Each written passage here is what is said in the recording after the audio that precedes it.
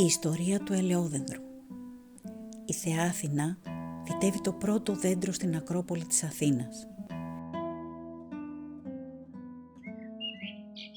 Και το κοτσίφι βοηθάει να εξαπλωθεί σε όλο το μεσογειακό χώρο. Ελιά και ελαιόλαδο παίζουν σημαντικό ρόλο στη ζωή των Ελλήνων. Στην αρχαιότητα, την εποχή του Βυζαντίου, την περίοδο της τουρκοκρατίας, αλλά και σήμερα.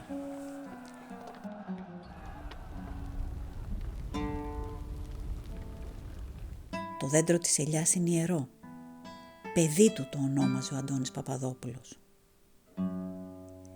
Μέσα από τα ημερολόγια του βλέπουμε την εξέλιξη της άγονης γης που είχε αγοράσει το 1833 ο Απόστολος Δούμας στις Ροβιές, στο νησί της Εύβοιας, σε πρότυπο ελαιώνα. Ο Αντώνης Παπαδόπουλος από το 1914 μέχρι το θάνατό του το 1963 αφιέρωσε τη ζωή του στην καλλιέργεια της ελιάς.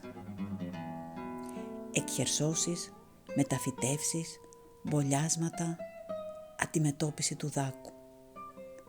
Άρχισε πρώτος να μαζεύει τον καρπό πράσινο, άγουρο, έφτιαξε δεξαμενές και έμαθε τη συντήρησή του. Και η ιστορία του κτήματος συνεχίζεται με την εξέλιξη της βιολογικής καλλιέργειας, τη δημιουργία αγροτουριστικού ξενώνα με το όνομα Ελαιώνας, το επισκέψιμο ελαιοτριβείου για την παραγωγή εξαιρετικά παρθένου βιολογικού ελαιόλαδου με την ονομασία Ελαιώνας Παλής.